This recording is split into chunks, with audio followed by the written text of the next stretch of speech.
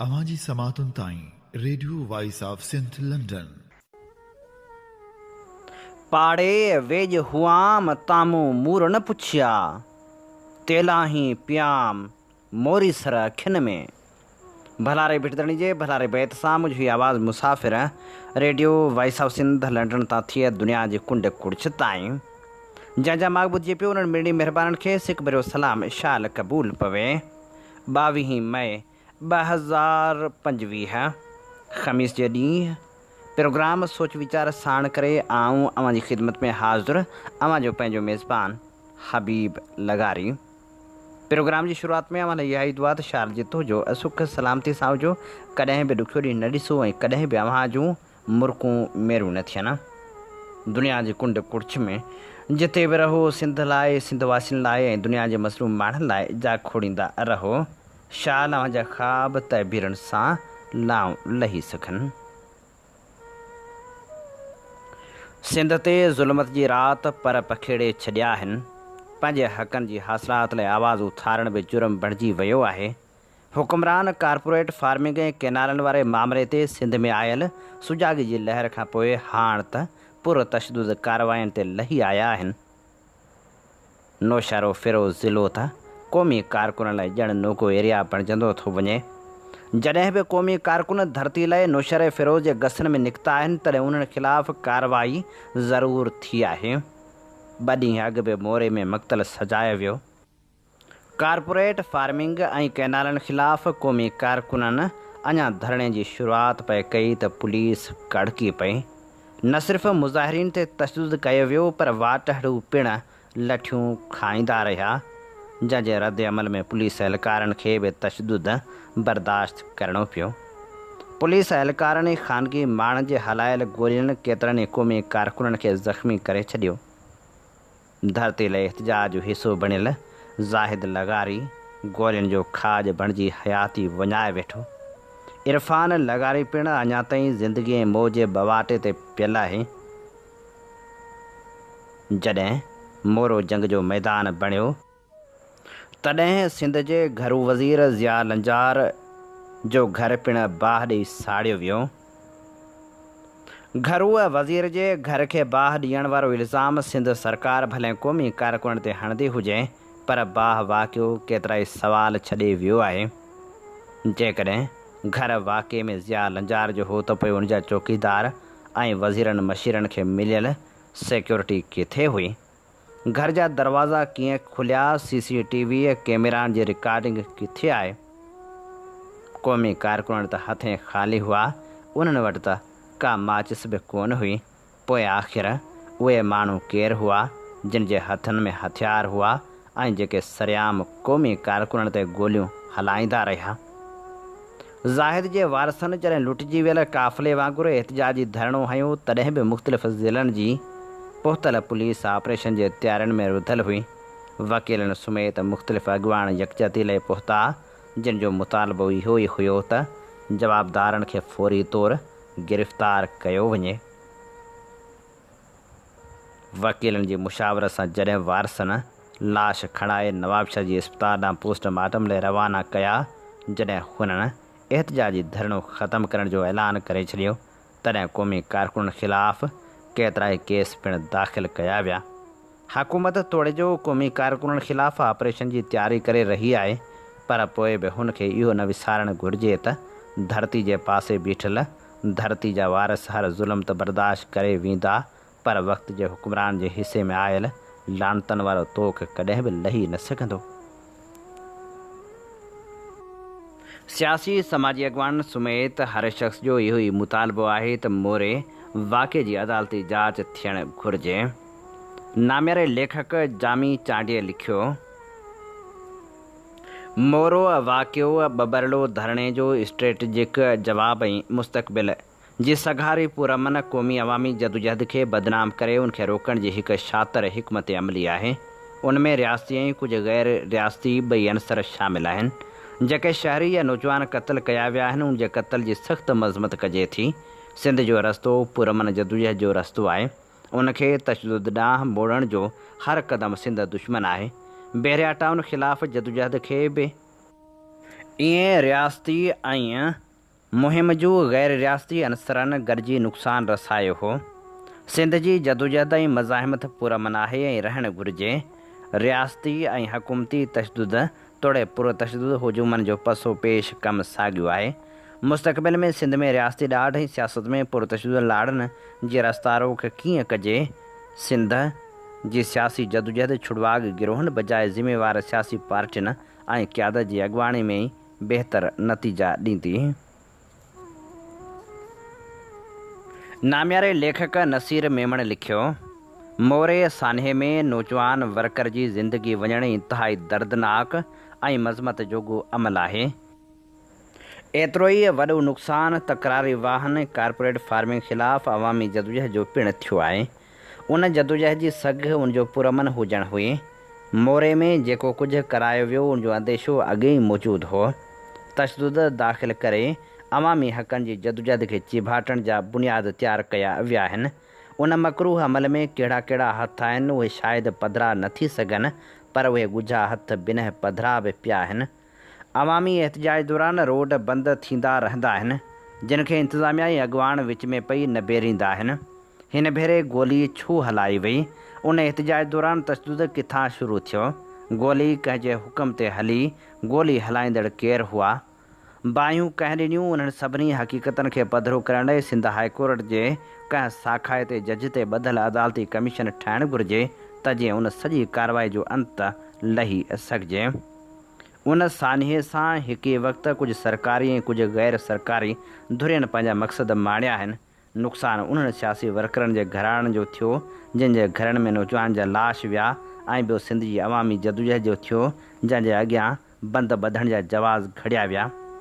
सरकार खे सम्झणु घुरिजे त कारण कहिड़ो बि हुजे, पर गोली हलाइण ऐं माण्हू क़तल करण खे केर बि जस्टिफाई न कंदो। उहा सफ़ाकियत बख़्शण जहिड़ी नाहे। अवामी एहतजाज भले दुरुस्त हुजे या ग़लति, गोली जो इस्तेमालु ख़ौफ़नाक ऐं शर्मनाक अमल आहे। हिकु भेरो लाश किरण ऐं रत वहे त पोइ बाक़ी सभु दलील सानवी थी वेंदा आहिनि। सिंध जी सियासी क़यादत उन बाह खे ठाहिण लाइ महिलाती विख खणे त जीअं हिकु बामक़सद पुरमन अवामी जदोजहद खे बचाए सघिजे। मोरे में रियासती जबर ऐं अमन दुश्मनीअ वारी सूरतहाल ते ख़ूबसूरत लेखक हुसैन सारंग लिखे थो, हिन वहशत ऐं दहशत पुठियां ही रियासत संसद सियासी निज़ाम 1973 वारो आइन ऐं उनजी उपत जागीरदाराणियूं ऐं सरमाएदाराणियूं हुकूमतूं आहिनि। असां सिंधी अमन पसंदि क़ौम आहियूं। असीं पंहिंजा क़ौमी हक़ घुरी रहिया आहियूं। मोरे में थियल रियासती तशदुद अमन दुश्मनी आहे। असांखे रियासती दहशतगर्दी वसीले ज़ुल्म ख़िलाफ़ आवाज़ उथारण खां रोकण जूं रियासती ऐं हुकूमती कोशिशूं कयूं पियूं वञनि। मोरे में कयल रियासती कलूर सिंधियुनि जी नस्ल कशी जो तसलसल आहे। टोड़ी फाटक, टंडे बहावल, मजीद किरिए ऐं सिंध जे समें ॻोठनि ऐं शहरनि में कयल रियासती ऐं हुकूमती अन्याव आलम आॾो आश्कार आहे। पुरमन बे हथियार एहतजाजी माण्हुनि मथां क़बीलाई दहशतगर्दनि ऐं रियासती रखवालनि पारां कयल ज़ुल्म सिंधी क़ौम जे सियासी शऊर में इज़ाफ़ो आणींदो। वहशत, दहशत, ख़ौफ़, लालच ऐं तारीख़ी क़ौमनि जे इनकार सां क़ाइमु कयल रियासत क़ौमनि जी कातिल आहे। रियासती इदारा मोरे वारे वाक़े वसीले सिंधी क़ौम खे डिॼारे हिसाइणु चाहिनि था। असीं सिंधी अदम तशदुद ऐं अहिंसा जा पैरोकार बिल्कुलु पुरमन आहियूं। हा, पर इहा पिणु हक़ीक़त आहे त तशदुद खे तशदुद जनम ॾींदो आहे। सिंध जे सञाह जी पुकार आहे, सिंध खे अमन खपे। पाण खे पंहिंजा हड़ी क़ौमी हक़ हासिलु करण लाइ सिंध जे वसीह तर सघारे मुस्तक़िल क़ौमी इतिहाद जोड़ण जी ज़रूरत आहे। नाम्यारे शाइर सरवाण सिंधी लिखियो,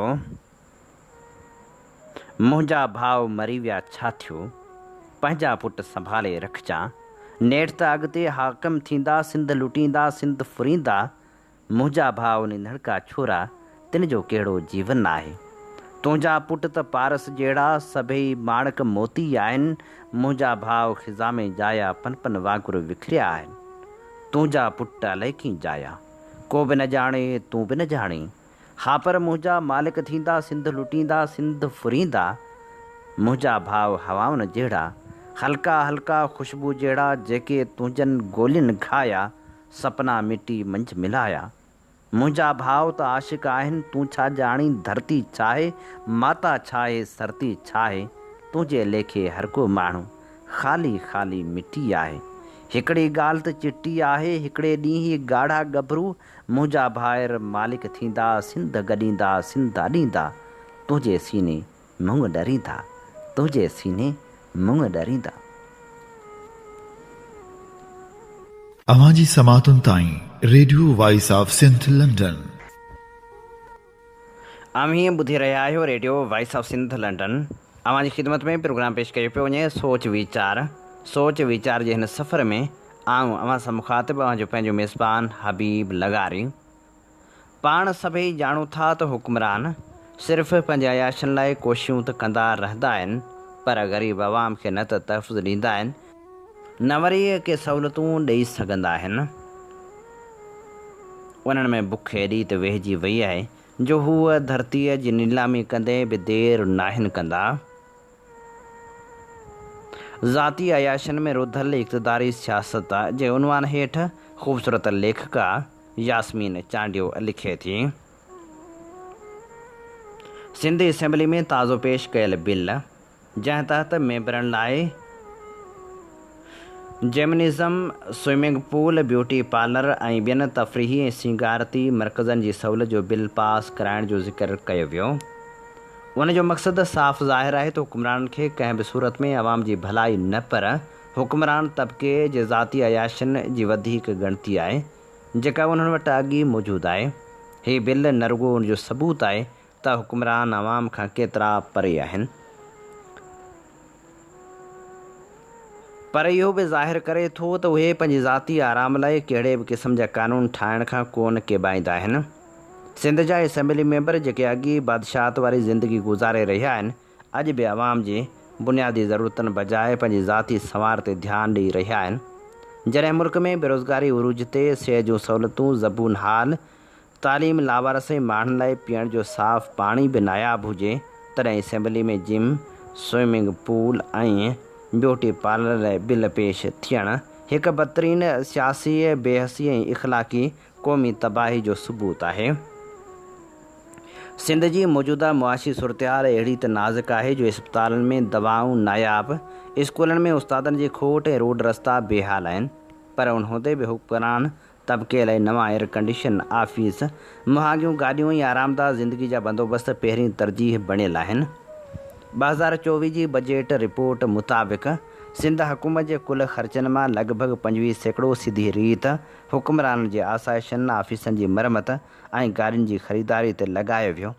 उन खां अलावा ईंदड़ बजट खां अॻु असेंबली मेंबरनि जे पघारनि में 75% खां वधीक वाध कई वई, जॾहिं त आम मुलाज़िमनि जे पघार वधाइण लाइ सिर्फ़ु ऐलान थियनि था, पर अमल नथो थिए। उहे मेंबर जेके पार्लियामेंट जे बुलंद ऐवाननि में वेही क़ौमी मुफ़ादनि जो ठलियूं ॻाल्हियूं कनि था, से ख़ुदि गर्ज़ त अॻी आहिनि, पर हीअ फैशन ऐं अयाशनि वारी ज़ाती मुताले मां वधीक ख़ुदि एतिरा ख़ुदि गर्ज़ थी विया आहिनि जो पंहिंजे लाइ ब्यूटी पार्लर जी अहमियत सम्झनि था, पर सिंधी आवाम लाइ दवाख़ाना, पाणी, तालीम ऐं तहफ़ुज़ जी का बि ॻाल्हि नथा कनि। छा ही जमहूरियत आहे या बादशाहत जो अहिड़ो नओं रूप जिते शाहूकार महलनि में ऐं ग़रीब कचनि झूपनि में साह खणे थो। हुक्मरान जे कौल ऐं फ़इल में ज़मीन आसमान जो फ़र्क़ु आहे। चूंडनि खां अॻु उहे आवाम खे अहिड़ा सुनहरी ख़्वाब ॾेखारीनि था ॼण सभु कुझु बदिलजी वेंदो, पर हक़ीक़त इहा आहे त उहे पंहिंजी चालाकी सां आवाम खे अहिड़े फ़रेब में आणनि था जो माण्हू संदन मांगर मछ जहिड़नि लुड़कनि ऐं वाइदनि ते भरोसो करे वठनि था। वोट वठण खां पोइ उहे हुक्मरान सांडे जिया रंग बदिलाए वेंदा आहिनि। जेके काल्ह आवाम जा ख़ादम हुआ, से अॼु इक़्तिदार जे नशे में बेहस हुक्मरान बणिजी बीहंदा आहिनि। जॾहिं बबरलो में माण्हुनि पाणी ज़मीननि लाइ धरणो ॾिनो, तॾहिं हुक्मरान पुलिस खे किरोड़ें रुपयनि जूं एयर कंडीशन गाॾियूं ॾिनियूं, जीअं उन्हनि ते एयर कंडीशन गाॾियुनि में वेही नज़र रखिजे। धरणो ख़तमु करण जी सिफ़ारिश रथी वई। उहा रक़म कंहिंजी हुई आवाम जे उन्हनि माण्हुनि जी जेके सिज में तपंदे बिना पाणी जे बिना इलाज जे एहतजाज करे रहिया हुआ, पर हुक्मरान लाइ उन एहतजाज जी विराणी में एयर कंडीशन गाॾियुनि जो बंदोबस्तु वधीक ज़रूरी हो। हीअ रवश साबित करे थी त हुक्मरान जी नज़र में आवाम जी तकलीफ़ का बि अहमियत नथी रखे। जेकॾहिं रखंदी त बजट में ग़रीबनि जी बुनियादी ज़रूरतनि ते रक़म ख़र्च थिए हा, न कि जिम ऐं स्विमिंग पूलनि ते। असेंबली जी कुझु औरत मेंबरनि जी इस्तदा ते ब्यूटी पार्लर जी तजवीज़ पेश कई वई। अहिड़ी बेहसी जो मुज़ाहिरो शायदि ई दुनिया जे कंहिं बि मुल्क में मिले जिते औरतूं ॻोठनि में ॼमण खां अॻु मौत सां जंग कनि, जिते ज़ालनि खे इस्पतालनि ताईं पहुचण लाइ एम्बुलेंस बि नथी मिले, उते इक़्तिदार में वेठल औरतुनि लाइ ब्यूटी पार्लर जो फ़िक्र ऐं उनजो बिल पास थिए थो। केॾी न शर्म जोगी ॻाल्हि आहे। उहा इख़लाक़ी नाकामी न रुॻो सियासी बददियानती जी अलामत आहे, पर उन मां इहो बि ज़ाहिर थिए थो त हुक्मरान खे सिर्फ़ु पंहिंजो चहिरो संवारण जी ॻणती आहे। जॾहिं त आवाम जो चहिरो बुख, बीमारी ऐं बदहाली सबबु कुराड़ो थी वियो आहे। सिंध में गर्मी जी शिदत वधी रही आहे, जिते लुक लॻण सबबु हर साल 100 माण्हू मरनि था, पर असेंबली मेंबर जेके एयर कंडीशन कमरनि में वेही अवामी नुमाइंदगी कनि था, उन्हनि लाइ गर्मी जो मतिलबु सिर्फ़ु कूलर जो वधायल बिल आहे। अवाम लाइ उहा मौत जी हिकु लहर आहे। हीअ असीं अवां जी ख़िदमत में पेश करे रहिया हुआसीं नाम्यारी लेखिका यास्मीन चांडियो जो लिखियल लेख। असां हिन लेख मां कुझु पैराग्राफ अवां जी ख़िदमत में पेश कया आहिनि। अवां जी समातुनि ताईं radio voice of Sindh London. Sindh ऐं सिंधु दरिया ख़िलाफ़ साज़िशूं बंदि अॼु बि थी न आहिनि सघियूं। अॼु बि साज़िशुनि जो सिलसिलो जारी आहे। इन समूरी सूरत हाल ते अनुजवान लेखक काशिफ़ मलाह लिखे थो, सिंध हिन वक़्तु ख़तरे हेठि आहे। हिकिड़े पासे इंडिया तरफ़ां सिंधु दरिया जो पाणी रोकण लाइ केतिरनि ई हाइड्रो पावर प्रोजेक्टनि जी लिस्ट तयारु कई वई आहे। रंबीर कैनाल जी 120 किलोमीटरनि ताईं डेघ वधाइण जो फ़ैसिलो कयो वियो आहे, जंहिंसां सिंधु दरिया जो पाणी रोकियो वेंदो। इंडिया जी उन आबी दहशतगर्दी खे रोकण ऐं सिफ़ारती तौरु हिंदुस्तान खे ख़्वार ख़राब करण बदिरां पाकिस्तान जी वफ़ाक़ी सरकार वरी सिंध जो पाणी मुकमिल तौरु रोकण वारनि मनसूबनि ते कमु शुरू करे छॾियो आहे। वफ़ाक़ी सरकार सिंध सां इहो सलूक करे रही आहे जेको हिंदुस्तान सरकार पाकिस्तान जो मुआशी क़तलाम करण लाइ पाकिस्तान जो पाणी रोकण जी मनसूबाबंदी कई आहे। उनजो सादो मिसाल ईअं आहे त जेकॾहिं हिंदुस्तान पाणी जो हिकिड़ो गिलास थो रोके त पंजाब सरकार वरी उनजो जवाज़ बणाए पाणी जा 2 ॿिया बि गिलास रोके पंहिंजो बंजर ज़मीनूं आबाद करण जी रिथाबंदी करे रही आहे। ऐं सिंधियुनि खे मुकमिल तौरु उन ई बुख विघे मारण जी साज़िश थी रही आहे। उन करे सिंध जी आवाम खे अखियूं पचड़ियूं पवंदियूं। आबी दहशतगर्दी पोइ उहा पंजाब जी हुजे या हिंदुस्तान जी, सिंध जो आवाम कंहिं बि सूरत में बर्दाश्त न कंदो। जीअं शाइर अनवरी चयो हो त आसमान मां जेका मुसीबत किरे थी उनखे शाइर अनवरी जे घर जी एड्रेस मिलियलु आहे, तीअं वरी पाकिस्तान मथां जेका मुसीबत थी अचे उनखे हल करण बदिरां पाकिस्तान जो हुक्मरान तबिको सिंध जी एड्रेस ॾेई थो छॾे। जीअं धारी आबादकारी अॼु समूरी लोध सिंध मथां मुसलत कई वई। सिंध जा समूरा वॾा शहर यूपी ऐं सीपी जे दहशतगर्दनि हवाले कया विया। लखें अफ़गाननि खे सिंध में रहायो वियो। परॾेहनि जी समूरी लोध ईअं सिंध में रहाई वई ॼण सिंध को वफ़ाक़ जो फ़तह कयल इलाइक़ो हुजे। वफ़ाक़ी सरकार पाणी जे मसइले ते सिंध सां साॻी बख्याई करे रही आहे। सिंध सां फ़तह कयल इलाइक़े वारो रवैयो रखी रही आहे। सिंध हिन वक़्तु बरुखी आबी दहशतगर्दीअ जे अताब हेठि आहे। लतीफ़ जे लफ़्ज़नि में त जंग जरके वात में सिसीअ खे सीसार, मिड़िया मछ हज़ार, भाङा थींदी सुहिणी। पंजाब सरकार जी सिंधु ते मेरी अख जो हिकु ताज़ो मिसाल आहे त 10 मई 2025 जी अंग्रेज़ी अख़बार एक्सप्रेस ट्रिब्यून में हिकु रिपोर्ट शाया थी आहे, जंहिं मूजिबि 9 मई ते हलंदड़ माली साल जी बजट तयारु करण लाइ बजट तयारी कमेटी जो इजलास वज़ीर अज़म शहबाज शरीफ़ जी सदारत हेठि थियो, जंहिंमें वज़ीर अज़म खे ब्रीफिंग ॾींदे ॿुधायो वियो त इंडिया तरफ़ां सिंध तास मुआदे जी मुअतली सबबि पाणी जी खोट पैदा थी सघे थी। उन करे जल्द खां जल्द भाषा डैम जो कमु मुकमिल कराइजे ऐं हलंदड़ माली साल जी बजट में भाषा डैम लाइ वधि खां वधि पैसा रखिया वञनि। पीपल्स पार्टी हिन मसइले ते मुजरमानी माठ करे वफ़ाक़ी सरकार खे हिन डैम जी बि जहिड़ो करे ॻुझ ॻोह में इजाज़त ॾेई छॾी आहे। पीपल्स पार्टी सिंध सां सची थिए सा उमेद रखणु ॿॿरनि खां ॿेर घुरणु बराबरि आहे, पर हिन मसइले ते सिंध सुञाण धुरियूं बि ख़ामोश रहियूं। अवामी तहरीक पारां मौक़िफ़ ॾिनो वियो। जुमेवारे ॾींहुं भाषा डैम लाइ बजट जारी करण जी तयारी कई वई त उनजे फ़ौरन बाद आचर ॾिहाड़े अवामी तहरीक ऐं सिंधियाणी तहरीक मोरे में रैली कढी ऐं लाड़काणे में जलसो करे भाषा डैम ख़िलाफ़ सख़्तु मौक़िफ़ इख़्तियार कयो। मोरे में रैली खे ख़िताब कंदे अवामी तहरीक जे मर्कज़ी सदर एडवोकेट वसंत थरी चयो त दियामीर भाषा डैम लाइ फंड मुख़्तस करणु सिंध मथां हमिलो आहे, सिंध जो पाणी रोकण जी साज़िश आहे। भाषा डैम लाइ बजट मुख़्तस करण वारो फ़ैसिलो मुल्क ख़िलाफ़ साज़िश आहे। हाणे अचो त जाइज़ो वठूं त दियामीर भाषा डैम सिंध लाइ एतिरो ख़तरनाक छो आहे। हिकिड़ी ॻाल्हि सम्झणु घुरिजे त सिंधु दरिया ऐं उनजे भरतू नदियुनि मां पाणी जो हिकु फुड़ो बि निकिरंदो त उहो फुड़ो पाणी जो सिंध में घटि थींदो। डैमनि में त घणो पाणी ज़ख़ीरो करण जी गुंजाइश हूंदी आहे, उन करे सिंधु दरिया ऐं उनजे भरतू नदियुनि ते सिंध खां ॿाहिरि ठहंदड़ को बि डैम या कैनाल सिंध लाइ नुक़सानकार आहे। सिंध सां ज़ुल्म ॾाढ जो हिकु नओं बाब आहे। अहिड़ी रीति भाषा डैम जेको गिलगित ऐं KPK जे बॉर्डर वटि तरबेला खां 315 किलोमीटर मथे सिंधु दरिया ते ठाहियो पियो वञे, उन डैम में 8 मिलियन एकड़ फुट यानी 80 लख एकड़ फुट खां वधीक पाणी ज़ख़ीरो करण जी गुंजाइश आहे। हिन जे पाणी स्टोरेज सबबि सिंध खे मिलंदड़ पाणी रोके उनखे डैम में भरियो वेंदो। हाणे अंदाज़ो लॻायो त कोटड़ी बैराज खां हेठि घटि में घटि सालियानो 10 मिलियन एकड़ फुट पाणी छोड़ करणु लाज़मी आहे, पर ॿोॾण खां सवाइ कोटड़ी बैराज खां हेठि पाणी जो फुड़ो बि छोड़ नथो कयो वञे। हाणे भाषा डैम 6-9 किनारनि ऐं 2 आबी ज़ख़ीरनि ऐं पाणी जो रुख मोड़ींदड़ मनसूबनि खां पोइ गुड्डू ऐं सखर बैराज वटि बि साॻी संगीन सूरतहाल पैदा थी वेंदी।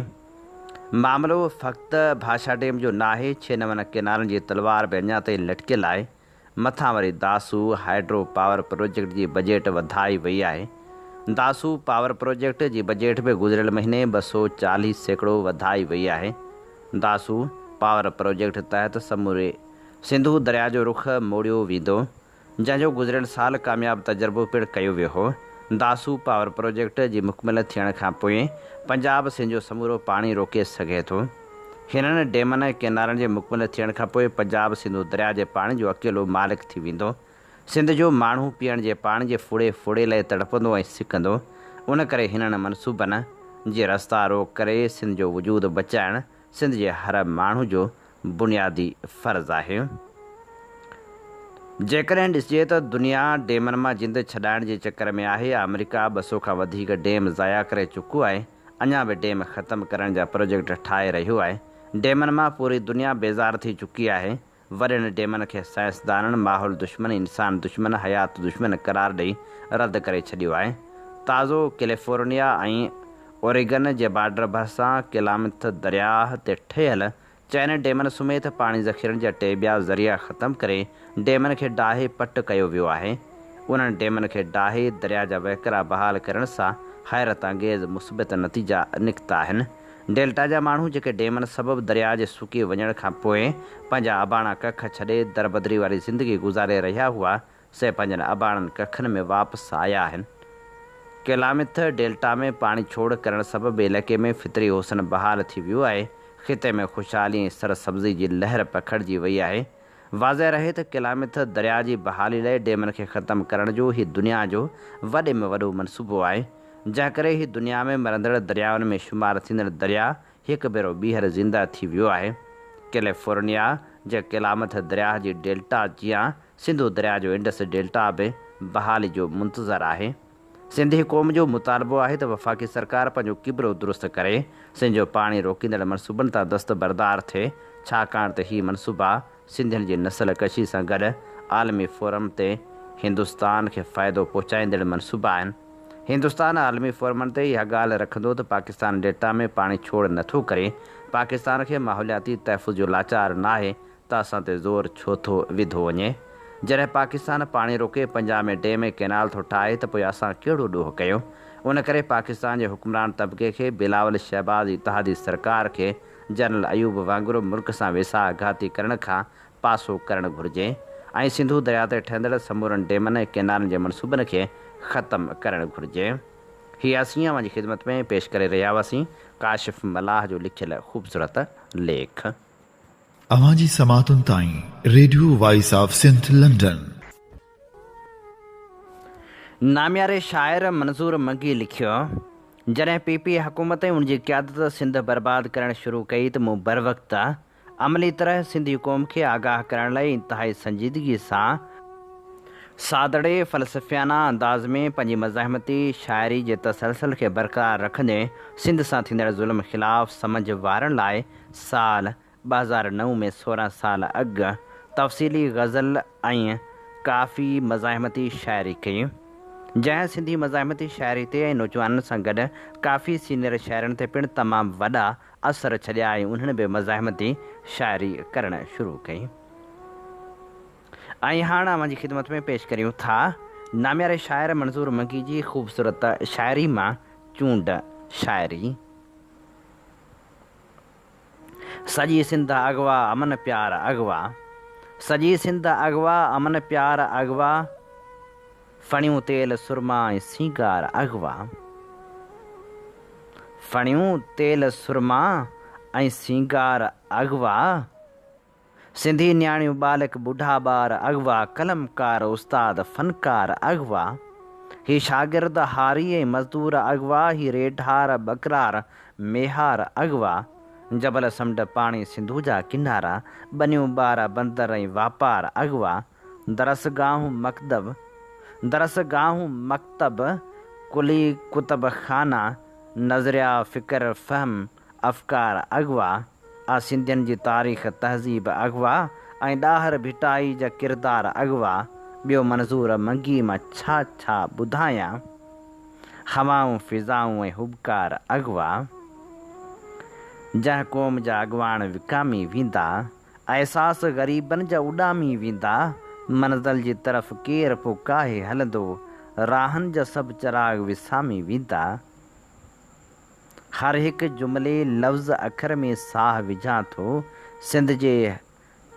सिंध जी हर हिकु चीज़ वखर में साह विझां थो, थर काछे ऐं लाड़ उतर में साह विझां थो, काहिल ऐं कमज़ोर बशर में साह विझां थो, गूंगे ॿोड़े पिंड पत्थर में साह विझां थो, अंधन ऊंधन जे अंदर में साह विझां थो, अंतर मंतर फूकूं फीणा जादू जंतर, ढोंगे डाहे फ़न फ़िक्र में साह विझां थो, फ़हम फ़िक्र सां रंगी जा सभु रंग समेटे, दरिया सागर अंत बहर में साह विझां थो, इश्क अमल सां मातमगी मंज़ूर सदाईं, राति सुबुह ऐं शाम सहर में साह विझां थो,